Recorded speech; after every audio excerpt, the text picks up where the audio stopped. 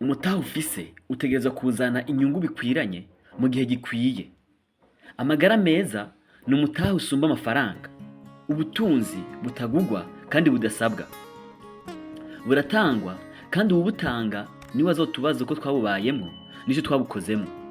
Uruhombo rukomeye si uwo gutakaza amafaranga wari kunguka muri business, ahubwo ni ubwo kubaho ubuzima ataco uri kurabumaramwo. Wari ingirakamaro nico waremewe. Kutabimenya ivyo ni ukwibwa n'umwansi Satani akubeshesha ivyo akubwira bidahwanye n'umugambi w'Imana ku buzima bwawe. Get ready. Menya ico waremewe. Menya neza uwo uhamagariwe kuba. Stop thinking negatively. Imana igufitiye imigambi myiza y'amahoro, y'ivyiza no kuguha ivyizigiro byo muri kazoza. Stop. Think about you. Iyumvire ku rukundo rw'Imana kuri wewe. You will tell me niwamenya ko atawe Musa, atawe mwazananye, niwamenya ko you are created to win, to share with God ubwami bro. Urahindura how you act, how you work and work. Nta mugenzi mwiza ukeneye gusumba umuremyi wawe. Nta nshuti nziza ushaka gusumba utigera gusiga wenyene. Uwe n'umujanama mwiza, n'umurongozi atayovya, n'umugenzi mwiza, n'inshuti nziza. Abacanga umutahe nawe bose nta wigera homba, kuko ni waremesha abihebuye, ni wasanganira abahebwe, ni wakomeza abanyantege nke, ni watanga ubwenge n'ubugwaneza. Ni Yesu, izina riruta yandi mazina. Abarongorwa na mpwemu w'Imana nibo bana b'Imana, kandi mu bwami bw'Imana nta banebwe bajayo, nta bantu batazi ibyo bari mu babayo. Abanjana ku gakiza k'Imana ntibabereye ubwami, kuko kabonetse ku kiguzi kidasanzwe cy'amaraso y'umwana w'Imana ku musaraba. Yasize byose yari afise mu ijuru, aza mu isi azanye byose nari mbuze nawe wari ubuze.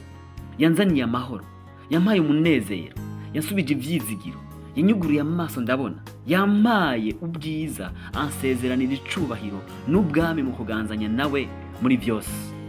Let me ask you homie, uriko ukora iki kigutandukanya n'abandi? Ararindiriye kubona intambuko yanje imwe washoboze gutera izindi 99 zisigaye.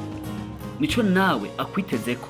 Disponibilise-toi et fais un serpas dans la foi. Utangwe gukora ico kintu kiguturira muri wewe, ico umaranye iminsi canke imyaka urindiriye kuronka aho utangurira. Tangurana ivyo ushoboye, tangurira ku byo ufise. Witeze kugera kuki mu myaka 5 iri imbere? Do you have a plan or you still talking? Aho gukora, you still looking ivyo abandi bakora neza canke nabi? Uri mwigisha agomba gutanga amanota? You are losing your time.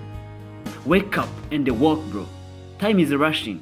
Ejo uzokwidogera umwanya canke ibihe kandi ari utamenye kubikoresha neza.